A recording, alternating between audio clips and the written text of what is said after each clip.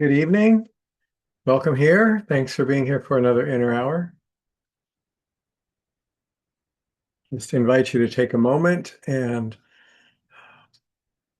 bring your attention present into the spirit of who you are and away from whatever else you may have been involved in today or leading up to today, where you're still maybe caught up in that or preoccupied with it or in some way distracted by something other than being right here. So give yourself just a few moments to breathe and relax and let go of everything else.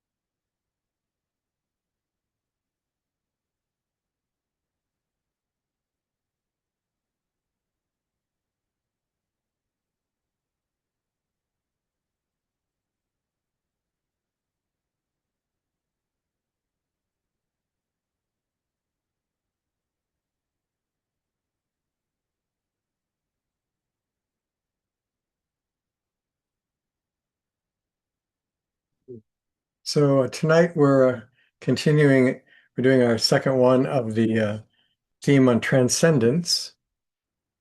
And um, in a little bit, I'm going to ask if anybody has any particular experiences you want to share along the lines of what I'm talking about tonight, personal things that you've experienced in of this kind. Maybe some of you have had lots of these experiences, maybe some a couple, maybe some of you haven't really had any. The most major faith traditions around the world, and this is broadly, obviously, a broad generalization, but they have a couple of different areas that almost always are part of those faith traditions, whether it's Hindu or Buddhist or Christian or Islam or Jewish or other ones. Uh, Particularly some of the Western religions, but one of the focuses is on what happens after you die. And in the monotheistic religions, there are teachings about that in terms of what happens to who you are after the death of the physical body. And Christian traditional kind of mainstream Christian theology is that after the that we live one life and only one life in a body, and then after that, you uh, when you die, when that body dies, you either go to an eternal heaven of some kind, but it's a good place. You're with God, everything is wonderful, and it's forever, and things are great. Or you go to hell, which is also forever, and it's terrible, and you're tortured and in agony for all the rest of eternity. None, obviously, not all Christians believe that, but that is still actually fundamental Christian theology. And in Islam, it's very similar. They also have an afterlife that they talked about, and it's also based on going to heaven or hell. And in Judaism, they don't have that. They have a wider range of variants.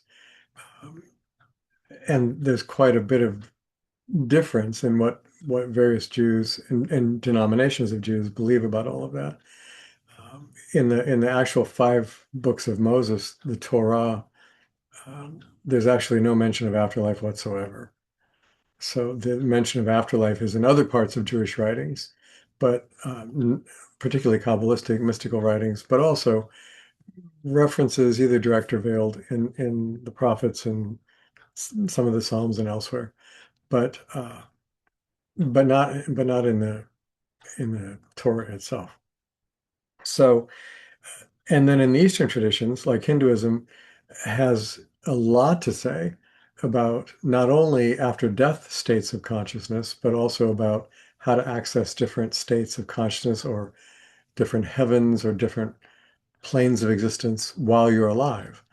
And then Buddhism talks about that as well. And there are many, many Buddhisms now, but some of them don't believe in any kind of a God or even any kind of a self.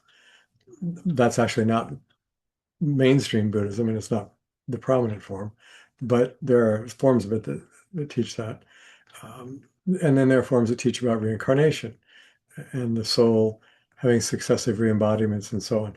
But anyway, the in broad strokes, there's these various faith traditions, and then I've left out things like Norse mythology and Greek mythology and Roman mythology, all of which address what is this? What is this thing? What is life? Where did it come from? What's it about? Is there somebody or some creator behind it? Is there a, a purpose to it? How is it structured? How does it work? How can I function better in it? How can I know what it's all about? Those kind of questions, religions address those questions. And and so many of those questions have to do with where we come from and where we go after here, if anywhere. The second broad category of things that faith traditions discuss is focusing on how you live now, what kind of qualities you express, and what kind of person you are now. And in that group, there's also a lot of teachings about these transcendent types of experiences we have in our consciousness, out of body experiences, otherworldly experiences, other dimensional experiences, dream states. What are those, and how do we access those consciously, not after death, but while we're alive in the body? And then you move into more mystically oriented traditions as opposed to fundamentalist traditions.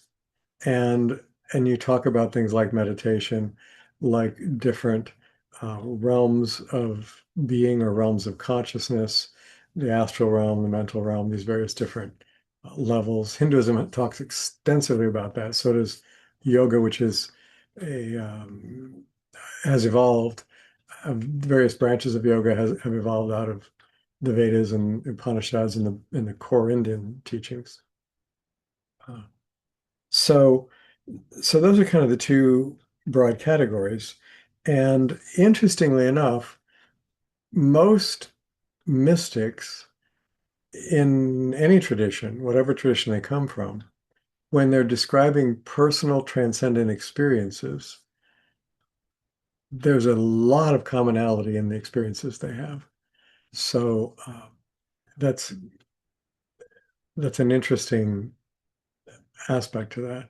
Now, the other thing I want to mention is there's also transcendent experiences that people may not think of being coming from God or being connected to the divine somehow. For those of you who are parents, the first time you held your baby in your arms and looked at them and they looked back at you, uh, unless you're a very unusual person, that's a very transcendent moment. Everything sort of seems to stop. There's kind of a timelessness aspect to it. There's a being very, very present as opposed to being distracted or daydreaming or thinking about something in the future or something from the past or something you're upset about. You're very much with the experience of the moment. Um, and transcendent experiences, even if we don't think of them as being something from the divine or connected to the divine, have those qualities. They have a quality of intense awareness. They have a quality of deep connection. They have a quality of timelessness about them, or transcending physical limitations, like blind people experiencing being able to see, people who are crippled being able to walk in their out-of-body experiences or in their dreams or in meditations or some other types of transcendent experiences. So there is this aspect of transcending time-space limitations and the aspect of a deep sense of connection, and the aspect of um, a greater light, an actual greater light and greater clarity of light, and a greater, not only visual light, a greater and brighter clarity of visual light, but also a greater lightness in the sense of buoyancy, not being burdened and weighed down, feeling free. All of those aspects are very common in transcendent experiences that mystics report.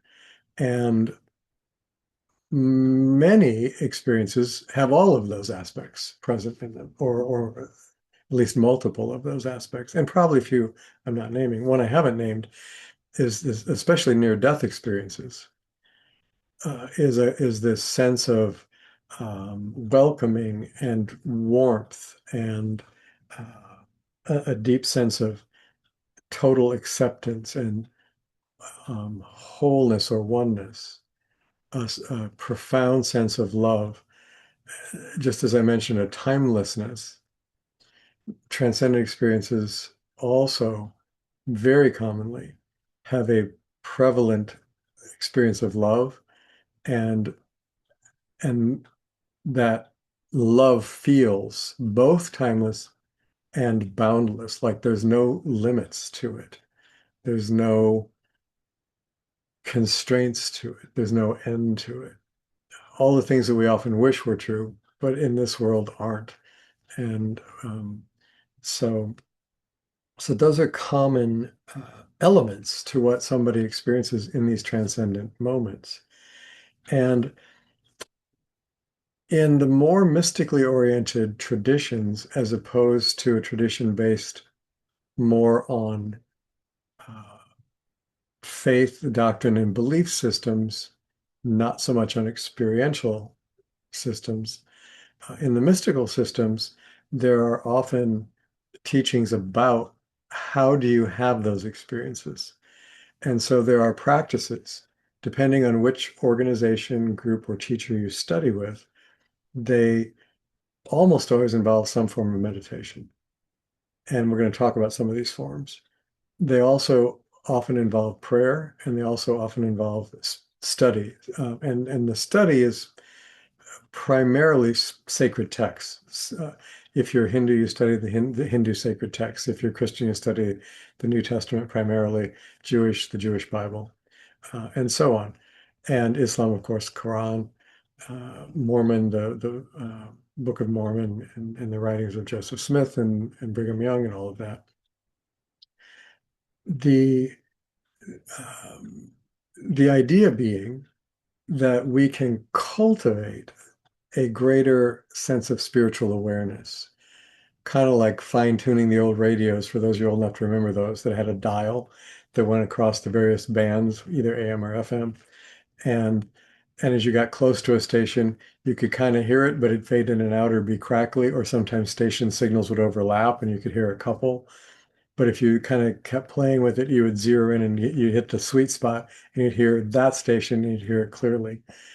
Kind of like doing that to our consciousness, where instead of being so focused and attuned to input we receive from the five senses and the physical time, space, three-dimensional world in which our bodies live, beginning to be more attuned to more subtle and higher frequency vibrations, where we can begin to pick up more spiritual radiances and spiritual emanations that the physical senses barely register, if at all.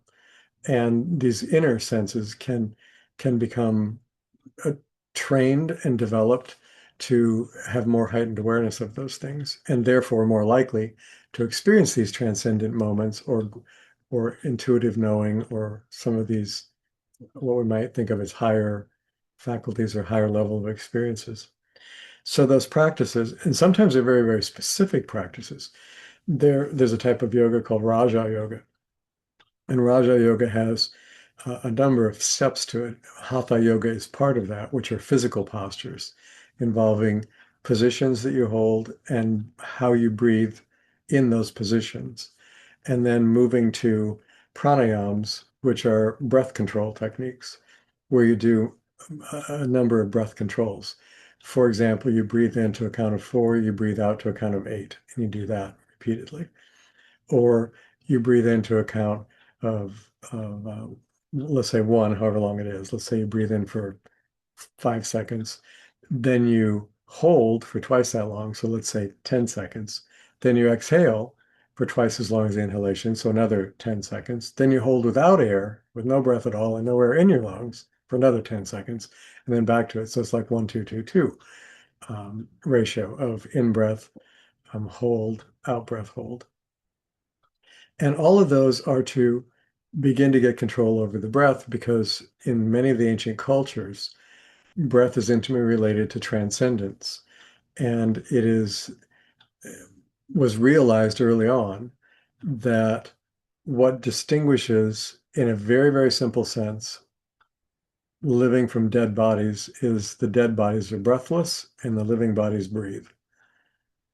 And so the first act that you take as an independent being when you're born of a mother in human form is you breathe. And if you outside the womb, and if you don't take that act outside the womb ever, then you're stillborn and this body dies. And then the last thing that happens in the body, other than cellular and electrical discharges, which take a little bit longer, but the last thing that really happens at death is a last breath. And then when that quits, this body is dead. And it's not immediately dead and decomposes, but death has happened. And then everything that follows that physiologically and then spiritually begins to unfold. The heart then stops, then eventually the brain waves stop, then eventually the cellular activity stops, and then the cellular integration that was present stops, and then decomposition and disintegration, as opposed to integration, begins to happen. All of which then the soul has some other experiences that it's having because it's now outside the body. And then it slowly, it varies quite a bit, but typically over about 3 days, um, the soul makes a complete break with the body and is not connected to it energetically at all. Sometimes it happens immediately. Sometimes it happens in a few hours, but always, almost all, I don't know of any, I'm going to say always, but generally always within 3 days, there's no more energetic connection to that body whatsoever, which is why in many Western traditions, there's a 3-day period um, from the death of the body to the burial. It's why Christianity tries to make Jesus have been raised on the third day. Although no matter how you count it, it really doesn't work. At least no matter how I count it, it doesn't work. Because if he died on Friday afternoon, I mean, the scenario is Good Friday is when he died. And if that's true, he died on a Friday afternoon, he came back Sunday morning. How do you count 3 days in the middle of that? I mean, how do you do that? Saturday's one day, Sunday's two. Friday night's one night, Saturday night's two nights. How do you get three out of that? So, but anyway, um, the so those are the things that mystics discuss, and they believe that certain spiritual disciplines, mental and physical disciplines, moral disciplines, Raja Yoga that I mentioned, for example, which is a very complete system of yoga. In addition to then, they've discovered that if you can control the breath, it helps you control and calm the emotions. There's an intimate link between breathing and emotions. When you get excited, your breathing pattern changes. When you get scared, your breathing pattern changes.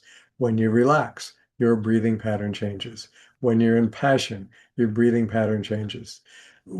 So your breath is intimately involved with that. So they've just turned it around and said, so if I can control the breath, then I should be able to affect these emotional states. And there's definitely a lot of truth in that. Then Raja Yoga adds mental disciplines, which are complex visual and auditory concentration techniques you do, concentrating on various light and sound techniques, concentrating on repeating a mantra, which is an auditory thing, concentrating on visual images like flames or lights or candles, or icons, uh, or inner sound and inner light, and you concentrate on those. And then also, Raja Yoga has moral disciplines where you have a set of moral standards that you're expected to live up to, not having sex outside of marriage, practicing vegetarianism so you're not harming animals. There's a number of being telling the truth, not stealing, a lot of the things that Western culture has as moral codes as well, kind of like in the Ten Commandments. So there's a quite a bit to these teachings. It gets really in depth if you want to study them. And these practices, the idea is that not that you become this perfect being who always is in control of everything, but the idea is that you're working on self-development and enhancing self-awareness so that you are more likely to be able to have an experience that transcends physical consciousness. And you want that experience so that you can perceive for yourself, not as an external belief system that someone else has relayed to you, so that you can perceive for yourself the reality of who and what God is. And that's just a word I'm using. You can put in different words. You can put life or the essence of things or the oneness, or, we can't really describe it because it's transcendent. And language is not about transcendence, it's about immanent things. So, uh, anyway, so the purpose of, from a mystic's viewpoint, of trying to have these transcendent experiences is not to become special, not to become all powerful and control everything. That's, I mean, there are lower pursuits, certainly in various psychic teachings and stuff, where people try to do that, to develop psychic powers and materialize things or manifest things or heal things or float in the air, or whatever they want to do. But the real mystics are looking at, how do I awaken to this oneness that pervades, has created and sustains everything? How do I awaken to that, and what that is and who I am in it, and what's the interconnection there? How does all that work? To really awaken to that. And almost all of them universally report that in that awakening process, they experience a profound sense of love beyond what they've known before, and that love then becomes the thing that motivates them to keep seeking and keep going higher. And that it is then that love for the divine, the love for God, the love for whatever we want to name that, that is really the longing that they have, that they're trying to fulfill in their spiritual disciplines and their spiritual journey. And if our spiritual journey is not bringing us a deeper sense of connection, a broader perspective and understanding, a, a greater sense of lightness and freedom, a greater sense of intimate connection, if it's not bringing us that, then it then is failing us, or we are not practicing it correctly, because that's the point of them. And so, and again, that's from a mystical viewpoint.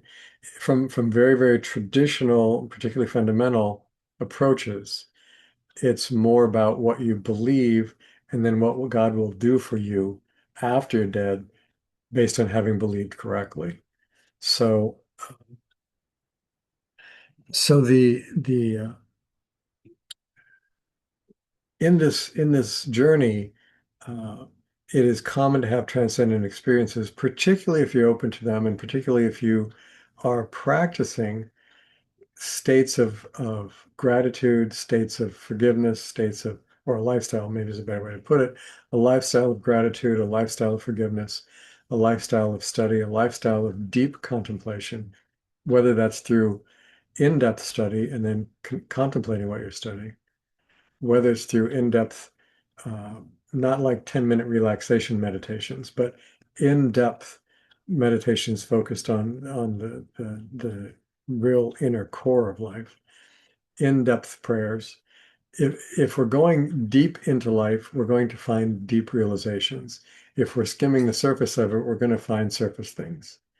And unless you're willing to look into the depths, it's not likely that you're going to awaken to them in your own awareness. Certainly you can, and certainly God's grace can, again, using that term, can do anything, but by and large, um, it's sort of like if I want to learn how to play violin, I have to spend time learning how to play violin and then practicing how to play violin and then developing my skill to play violin. It's unlikely that I just wake up tomorrow and I can play violin. So it's not a perfect analogy, but it's similar to that. There has to be spiritual effort, and it has to be an effective spiritual effort to really begin to awaken those things in us. And whether we practice any spiritual disciplines or not, practicing them, in my experience, is immensely helpful and quickening. But even if you don't, or have never heard of them or don't want to, the reality is that since the very core, as far as human beings have perceived, all the human beings I know or have studied or have read about, at least, in my own experience as well, at least in that body of experience, the core, as we get deeper into the core of what the essence of spirit, God, life is, it is what we would most likely describe as love. It is this boundless, timeless, pure being as opposed to doing, pure, loving interconnectedness in which all things are held in peace and in joy. And very hard to describe, but very extremely amazing and awesome to experience. And so if you don't do any disciplines, but you orient your life, not only what you say and do, but also your inner being, your inner attitude, your inner consciousness, your inner value system through which you make choices. If you orient all that around love, and love really is the essence of God, the essence of the spirit, the essence of this oneness, then orienting your life toward that is going to draw you closer and bring that into greater fulfillment in you and awaken you to that over time, whether you do any disciplines or not. So is meditation necessary? Absolutely not. Is prayer and study necessary? Absolutely not. Is love necessary? Yes. Can you do meditation, prayer, and study without love? Yes. And it will not get you as far as opening your heart to love. All that being said, if you do both, then you're really on to something because you are doing something that has proven for thousands of years from teachers from almost every culture in almost every age and history of the world. Do these practices and you will see these results. It's been proven over and over and over and over again. It's not it's not um, it is not a control mechanism. But if I plant corn in my field, wheat doesn't grow up there. If I plant roses, I don't get tulips in the spring. So if we're doing these things that mystics have done because they work, and the traditions that have endured because they work, if we do those practices, you can expect to see some of the results that the teachers of those practices talk about. And if you do them with a genuine sense of love, longing, or at least a genuine sense of curiosity and wanting to know, wanting to understand, that will really open the door. And then if you find practices that you do feel good about, that you can stick with and do, the unfoldment will be a lot faster than if you just do the practices in kind of a, because somebody said you would and you're hoping to get power out of it. But there's not really a devotional aspect to it. It'll be much slower. If you just do the devotional love aspect, it will still unfold. But if you do it kind of scattershot without any real focus or effective approach, it will also be slower in general. So, okay. So I think I'll stop there for now. And Some of the types of experiences that I've mentioned, I want to open it up in just a moment and see if anybody has anything you'd like to share along those lines or questions you have along those lines. Over the years, there's been kind of a consensus, very broad again, because this is a very deep subject we could spend our whole life doing. I have spent most of my adult life doing this. Um, there's developed kind of a common teaching about what happens at the level of awareness just above physical. What is that? What's it like? What's at the level of vibrational awareness just above that? What's that like? What's above that? And kind of this expansiveness of deeper and higher. What are those states of awareness like?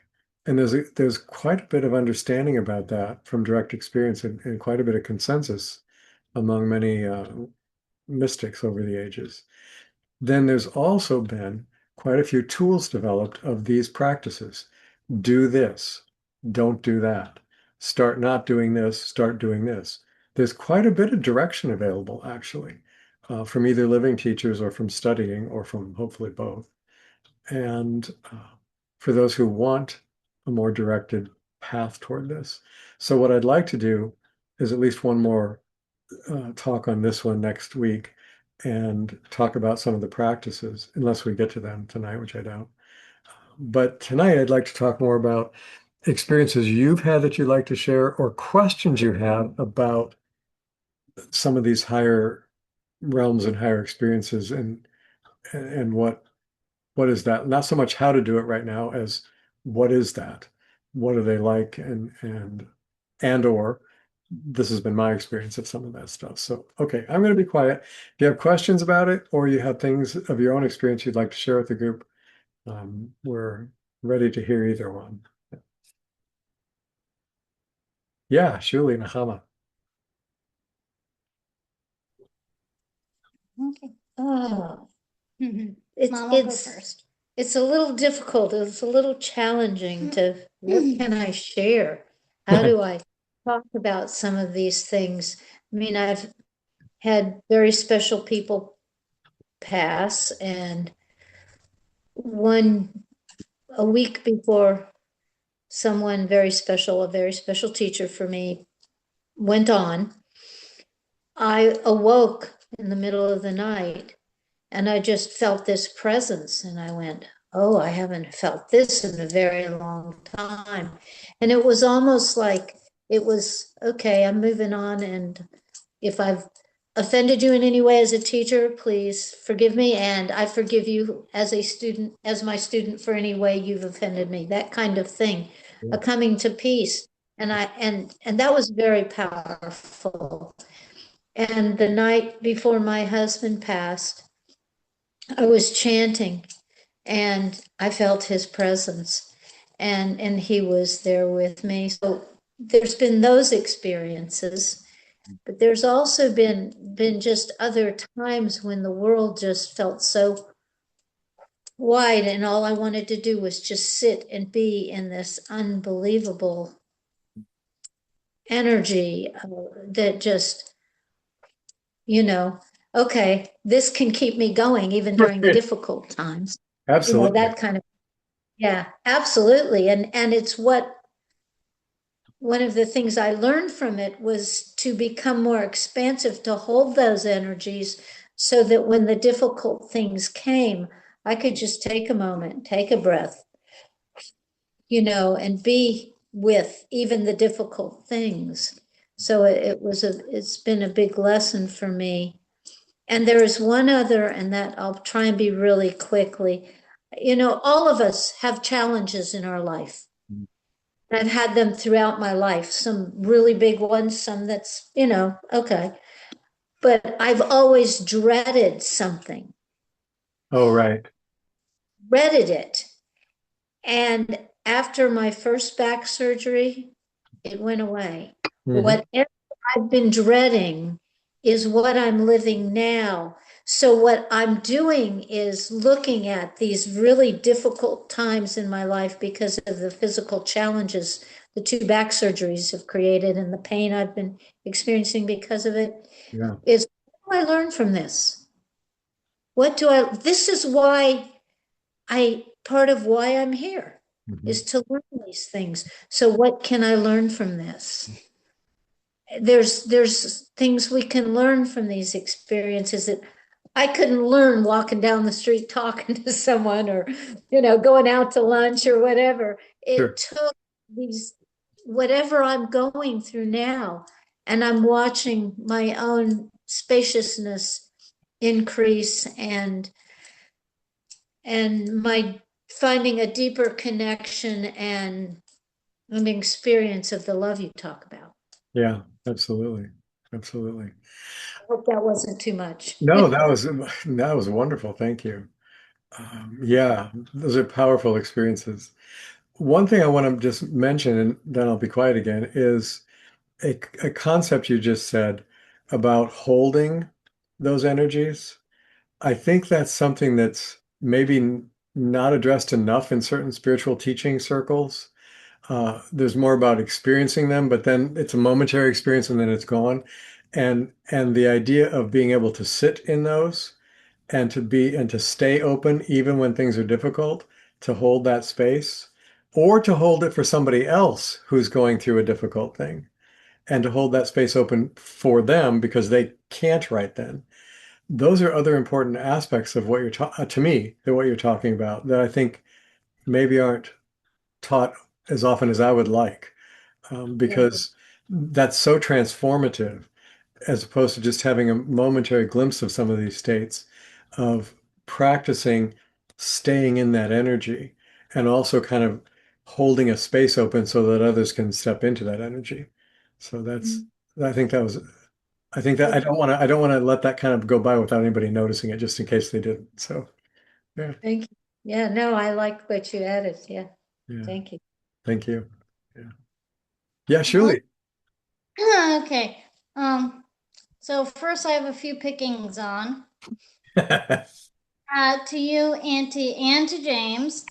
Um, okay, Auntie needs her weather report, and it's not a good one. We've had rain, very, very scary, bad thunderstorms almost all weekend, and they've been bad. And yesterday we also had a heat advisory of 111. And Oh, oh, Passy, Florida, summer, wow. wet and humid, so nothing You new to sure you don't want to move up here? yes. And you know why I don't. I do, yeah. Though it did pour this afternoon and I got wet, but it was very funny because running outside, it was like, oh, this is nice, it's cool because of the rain. I get in the car and it says it's 96 inside, and I'm like, oh, so yeah. Um, And a reminder, I'm expecting a call, a birthday song from you guys come Friday. You know, I hope Ani has a note on that, but I'm going to make a note just for me so I don't forget that. uh-huh, I'll be 35. You just minus 40 years from your birth, from how old you're gonna be, and then you know how old I am. We're all turning an odd number. Okay. And for James, I do have one, not book, but movie. Well, actually, two movies, one better than the other. I saw both Masters of the Universe, which was me, Kaha, so, um, which wasn't great, but wasn't bad. And the other, I highly recommend watching Disclosure Day. It was so good. Uh, Yeah, I need to So go see that one with my son. So I agree. it you think it really makes you think. Yeah, cool. Okay. Thank you. I just saw that on a streaming service last night. I don't remember which one it was, but but I was on a streaming service. Yeah, I'm gonna have to find that. But It's still in the theater. yeah, It's not. I know. That's why I was really surprised. It wasn't a trailer. It was, I mean, I didn't watch it because I didn't have time, but it was saying that you could watch it on this. I don't remember. I was flipping around. I might. Anyway, if I find it again, I'll let you know. I'll send you an email or text or something. Sounds vaguely illegal. I probably was. By the way, James, thank you for you and Lance, both of you, because Shirley picks on you guys sometimes now, not just me. So I appreciate that. Indeed. Indeed. Go Love you ahead, guys. James. I think you were going to share something, right? Oh, yes, I do have one story, quick story to tell. Hmm. Um, the only transcendent moment, I guess, to be funny or whatever is Shefa's, yeah, I mean, any retreats coming Hmm. out of, Hmm. and that ozone where Oh you're yeah. Oh yeah. leaking out of it and everything's like Yeah. your senses are very, very heightened. Yes. Yes. Uh, Yeah. Shefa, if Yep. anybody doesn't know about Shefa, who's an extraordinary teacher and is really good at helping people move into those states, yeah, you can either email me or if Nahama and Shuli don't mind, you can get a hold of them because they're much closer to her than I am. But I've experienced her work and it's extraordinary. So anyway, thank you for Yeah. that too. So the story is, I want to say it's Rabbi Akiva. Hmm. Um, getting this, mom can second it or whatever. She'll realize the story when I say it about getting this honor of from the angels from God saying, ask a wish, and and Akiva says, I want to know what it's like to to see what heaven and hell is like. Hmm. So I go, all right. So I take Akiva to hell first. Yeah. No, to hell Hell first. first. Yep. Hmm. And there everyone is around a big giant table and there's a bunch of food spread out. But the problem is they can't do anything because they've broken. There's no elbows. Yeah, they don't have any They can't elbows or bend their arms. Right. Right. yeah, like basically like, Right. zombie, whatever. And so everyone's miserable because they can't eat. And then they take Akiva to heaven, and it's the same situation. Everyone whole spread, Hmm. whole tables, no Hmm. elbow, but everyone is feeding their part who's sitting beside them. Right. Right. They're feeding each other, Yep. and that's the difference. Yeah. That's a great story. I haven't thought of that It in a just long time. Thank you for reminding me about that. Yeah. things you had me popped into my head. Yeah. So that's it. Thank you both. Yeah. Sure. James, did you have anything to say or were you just talking to Shuli there for a minute? Well, of course, happy 21st birthday to Shuli. So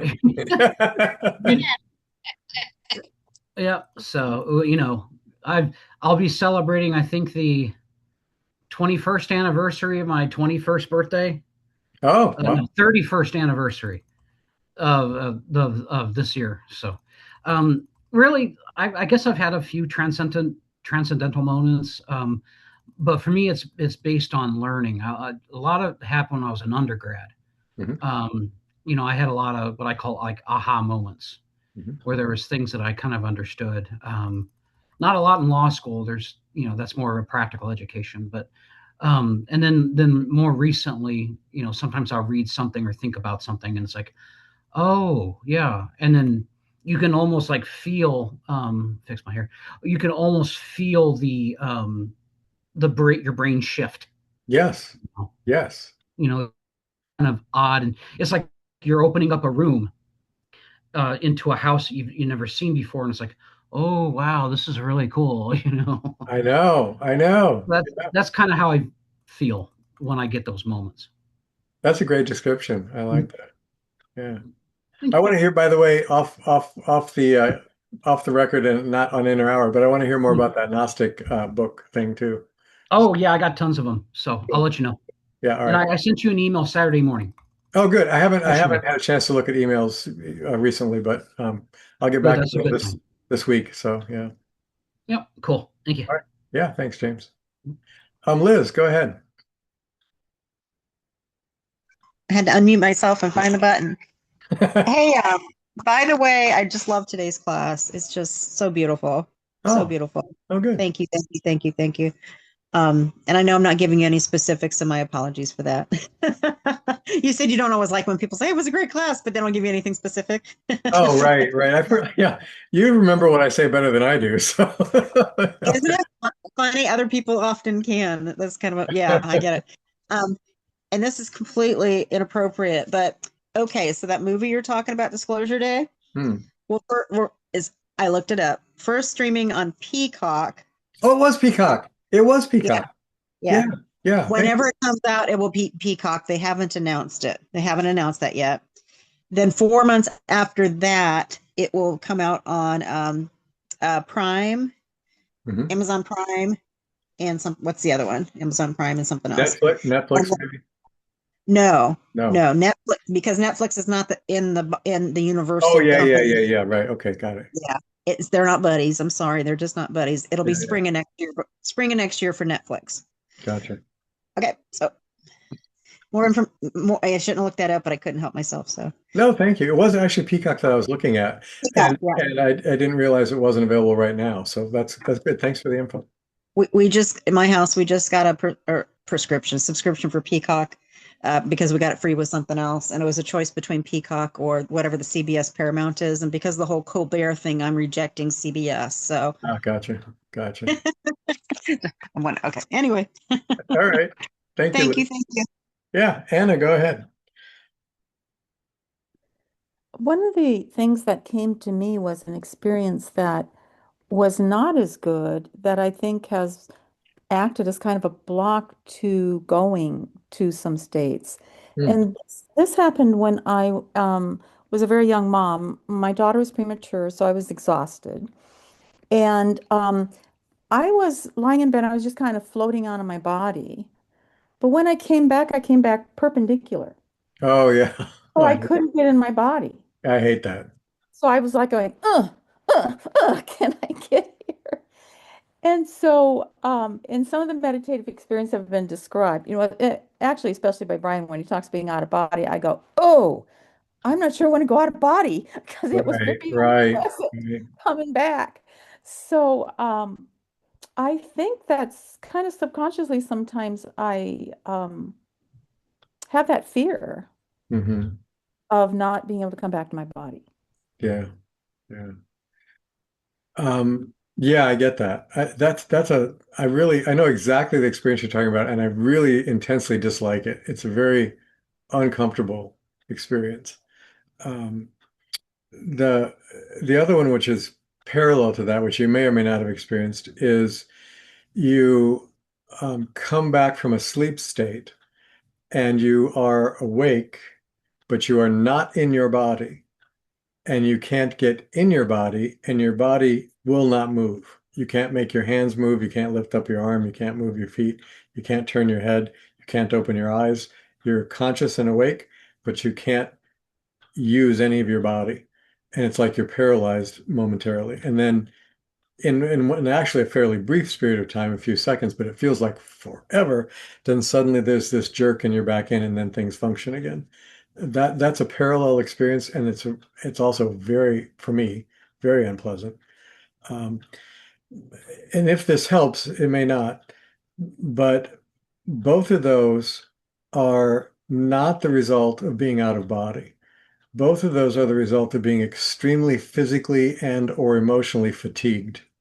Mm. And what happens is instead of actually getting out of the body, the astral body, which is the lowest form, it's the next one vibrationally beyond the physical. The astral body, instead of rising up through it and into higher levels to dream states or spiritual realms or whatever, you just barely get out of the physical vibration and into the lower astral vibration. So you're connected to that body, but it's not going anywhere because you're too tired and you're still locked into the physical. So you're not fully in the physical, but you're not actually all the way out either. You're sort of in a transition space.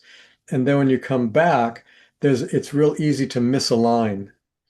And when you misalign, they don't mesh well. It's like putting a round peg in a square hole kind of a thing. And it's really awkward until things line up. And sometimes it can take like the better part of a day till you're really kind of back to normal again when that happens.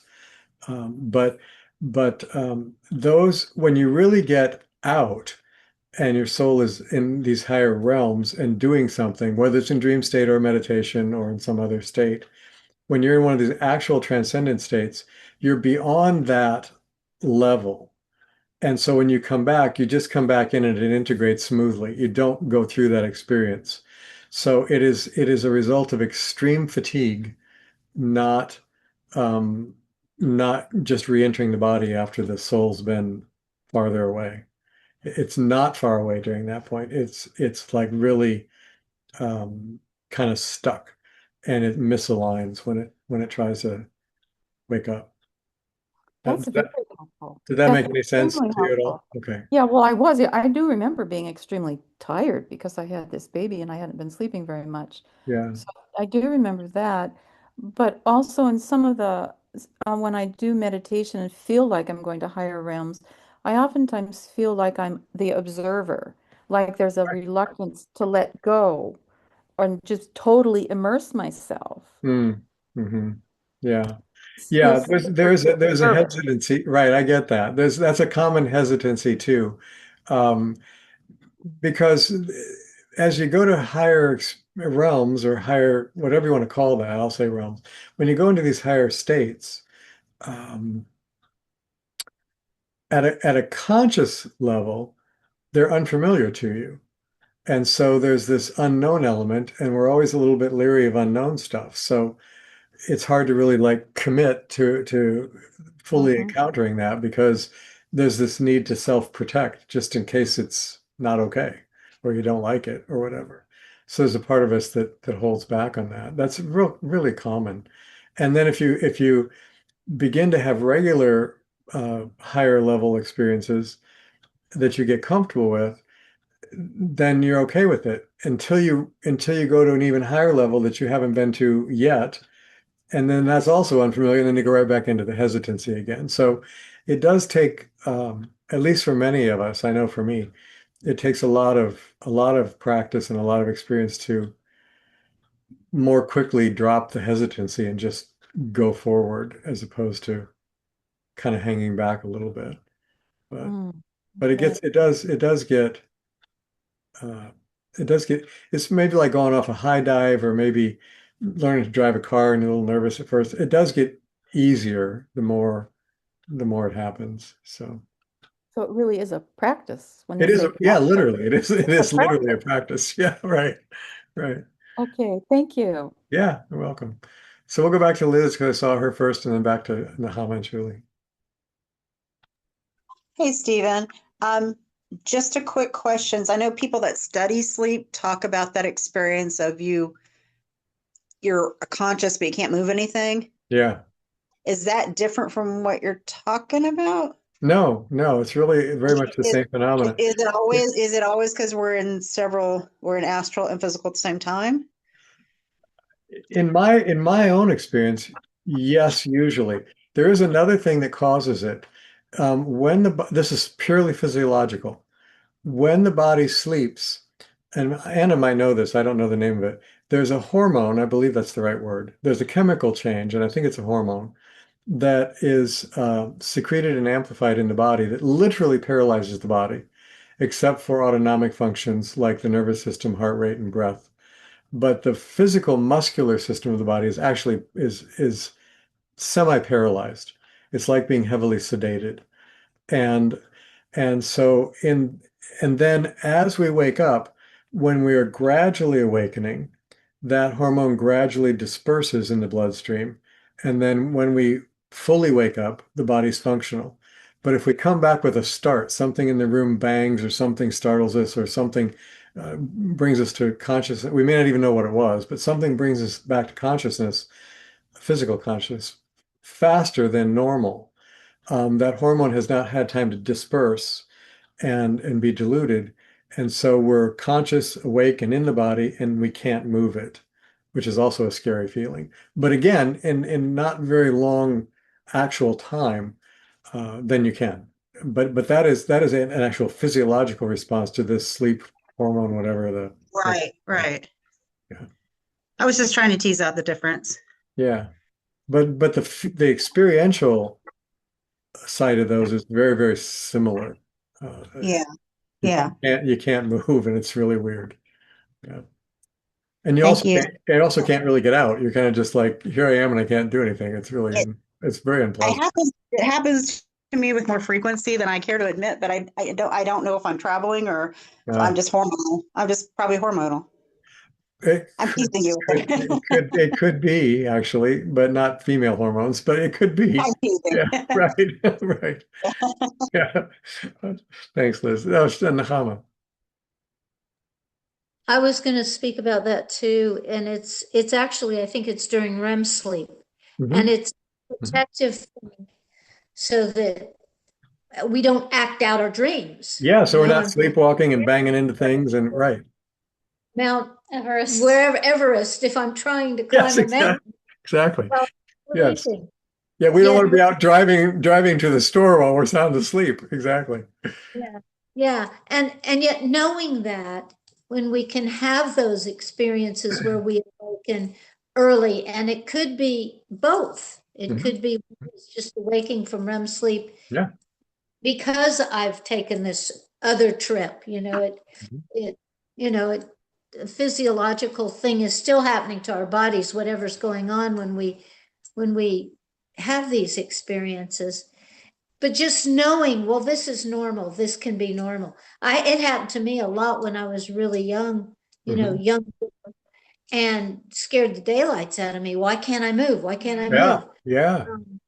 Yet if you know that, you can go to that more expansive place and say, okay, I'm just going to hang out here. Right. Pretty soon I'll be able to move. Right. Exactly. Yeah. Yeah, yeah. And use it, Yeah. as a practice. Good point. Good point. That I recall, that never did happen to me when I was young. I mean, it might have, and I've forgotten, but I don't recall that ever happening to me when I was young. But it had for me it has happened most during times of stress and fatigue as an adult. But anyway, yeah, interesting. Okay, I'm gonna add two things. One Sure. for what you said. I've had the same experience Hmm. being in, I call it limbo stage between sleep and awake. Right. I'm consciously aware I'm lying flat in bed or whatever, that I'm Hmm. lying in bed, but yet I know I'm getting in that stage of sleep, Yeah. drifting off, but I can't move a muscle. The added situation is, which is even weirder, is depth perception. And it feels like, because, well, it doesn't help that I'm also farsighted, but I'll lay in bed and like the room looks twice as big, even though I know Oh. everything's the same. Oh. So that Right. even more expanded, thing. And it's very weird. It doesn't last too long, or which is very discombobulating, I'll get into a state where the room will be spinning, even though I know everything is stationary. Yeah. Yeah. Yeah. Both of those situations are very uncomfortable and weird, and I just have to close my eyes or latch onto someone to feel stationary. Right. Right. With that out of body and everything seems bigger, I know that doesn't last very long and it'll go back to normal or whatever. Hmm. So that's a bit different. But I have had those experiences too. Yeah, yeah, me as well. And yeah, thanks for pointing those out. I haven't had one of those, thank goodness, for a while because I don't like those either. Yeah, but interesting. And very quickly, James, I will expect a movie review from you after you see Disclosure Day. Notes. That was it. All right, thank you, Shuli. Okay, I'll see what I can do. Yay! I don't like movie theaters or people, so I don't know. It may take a while, but I'll let you know. Fine. No worries. I have a memory. You light. It does, yeah. Hey guys, I think it said Disclosure Day might show up on Peacock around October. Oh, So there you go. All right. So a couple more months, James, and you should be able to catch it on. Do you have Peacock? Or Amazon. No, I don't have any of that. I'll have to wait for Amazon. My wife has that. So All right. All right. There you go. Anyway, all right. Thank you all. Oh my gosh. I just looked at the time. It didn't seem like it's that much time had gone by to me. So I guess we'll wrap up for tonight. And those of you who didn't get a chance, you can email me if you have questions. Otherwise, you can share next week. And we'll do one more on this one and talk about some of the practices that have been used over the centuries that can be useful in understanding this stuff and also opening up to it more at an experiential level.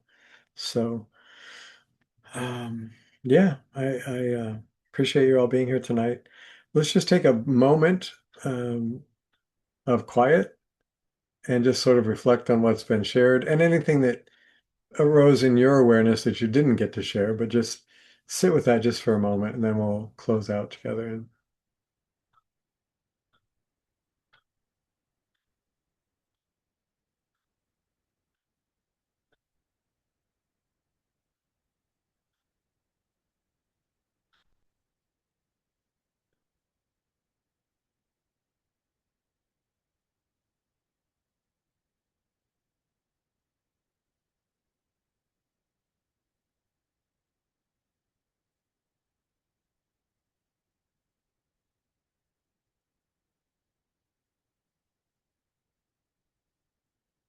so may we be grateful this week for the connections we have with one another and the connections we have with others that we love, for that ability to experience something in whatever way we describe it that is bigger or beyond our little selves and that helps us to understand that life is a whole and that there's much more to it than we commonly see or understand.